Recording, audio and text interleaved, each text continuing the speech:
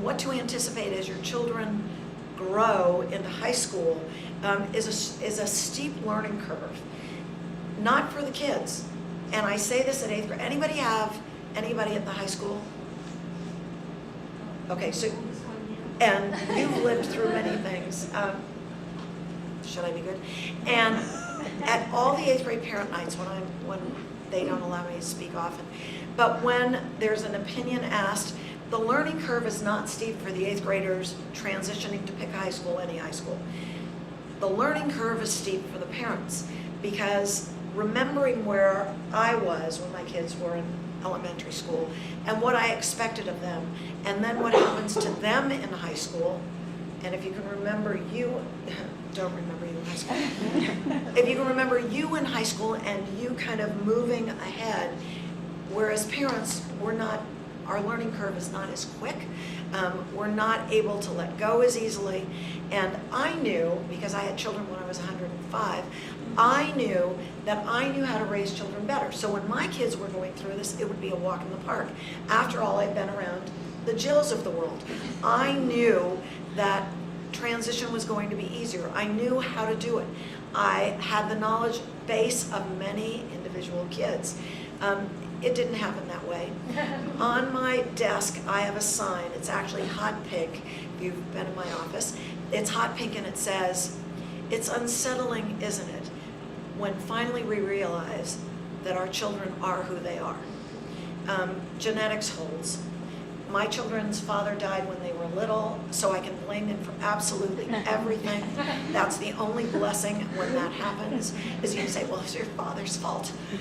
Side of the family. So that has been a nice thing to see. But I didn't know anything. When my children came, I knew nothing about how to raise children. They have taught me the little that I know about raising my own children. They have dragged me along all the way through high school and the college applications, even though that's what I do for a living. It was completely different when it was my own kid. Applying for college was a whole different world.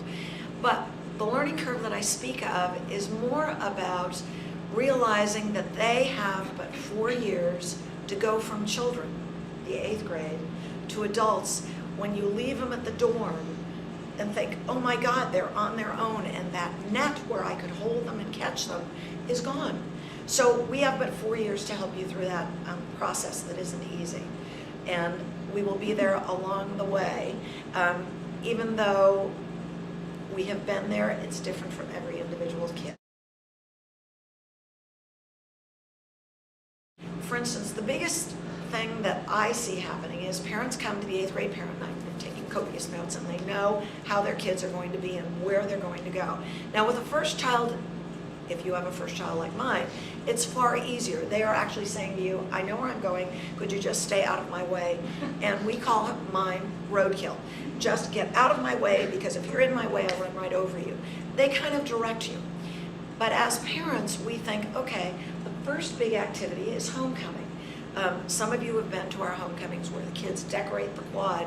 And as parents, particularly of an eighth grader, I knew that we kind of orchestrated, led, drove, designed, helped them. And you come to Saratoga High School or St. Francis or Bellarmine, and they say, no, this is about the kids doing it. I think, are you nuts? They don't know how to do it, but in 4 years they will. And you want them empowered when they go off to college, when they can just call and say, Mom, I didn't get the A+ in the first test. I'm not feeling as good as I did, and what can you say to them? You want them to have every skill available. And our job in the education field is to empower them and to support you as you're watching them perhaps not be quite as successful as they were in the 8th grade when you were able to do it with them or for them. They're now, by design, doing it on their own. Some of you may have been to our annual benefit fashion show. Has anybody seen that or heard about that? Yay. We do an annual benefit fashion show. It raises tens of thousands of dollars for a charity. It is run by 3 students. Last year there were 2. They put on a fashion show, a silent auction, and a dessert buffet. They call parents and say, could you just pick up the desserts? or we need somebody to run and get the lights, but they do absolutely every single segment of it on their own. And it's fearful, because you sit back and think, what happens if it fails? But you know, I've been doing this for a year or two, and they don't fail. By the time the seniors are teaching the juniors, who are helping the sophomores, who are directing the freshmen, they get it. And by the time they're seniors, they know more than if I stepped in to run it, it would be a complete disaster. With 3 girls running 100 models and theme heads, it works. And so this is the ideal, this is the part about education that's critically important.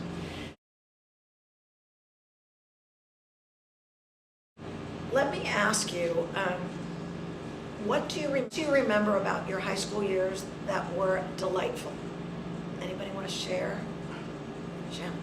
I enjoyed having teachers that were really excited about the subjects that they taught. So they taught the subject they were best at. Correct.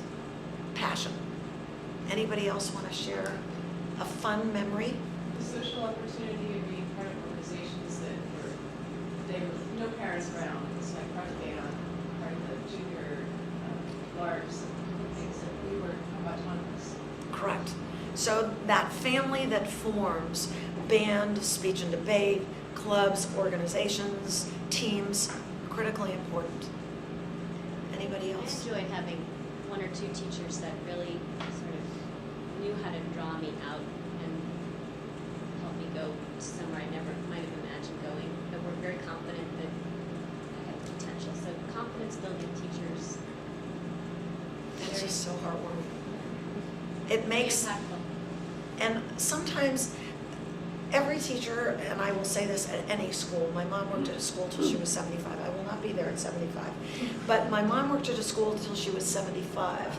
And there were teachers who probably could have taught there till they were 90 because they loved every second of what they were doing. Not everybody goes into teaching, as you know, because it's your passion. For some, it's a job. They're unfortunately not 45%. But those people who make a difference are gold and golden, and we need to honor them. Anybody else with a memory? Yes? I went to an all-girls school, so I really liked that it was very challenging academically, so that was I'm going to do true exciting. confessions. I went to an all-girls Catholic school. I've recovered, or I'm still recovering. It was an experience that was unique in many ways. It's You clearly have the the reason. boy distraction, so you can Yes. really get into it. Yeah. But it's clearly the reason my kids are at a public school. It's, yeah. I went to an all-girls school too, but we had a senior hut where no parents, no teachers, no one else was allowed to go, and that was our private place to go hang out. And that's probably where most of my fun memories of high school. As we think about this, and I know my first thought was when Jill talked about this, all of you shared autonomy and development and who you were becoming, and it was all an independent factor that occurred. Not that it was without guidance, not that somebody wasn't there doing this, kind of keeping you along that path that led you to the successful people that you are, because obviously you're here with successful kids and you care about them immensely to see that you can do this as they go on. Critically important to remember that when they're in the 9th, 10th, 11th, and 12th grades, that they will become who they are. Unsettling, isn't it, that they become who they are. I would like to take my child number 2, and who is unique in many ways, and make him like child number 1. But he is the inventor, and he is the right brain child. If any of you read that book about the right brain child, he's out looking for a patent person. Because, Mac, could you do your homework? It's like, I've got inventions going. It's like, how nice, could we get into college? So I'm more of the hold back and redirect. When you have a child who's a right brain child, that's hard to do. But we need to remember they are who they are.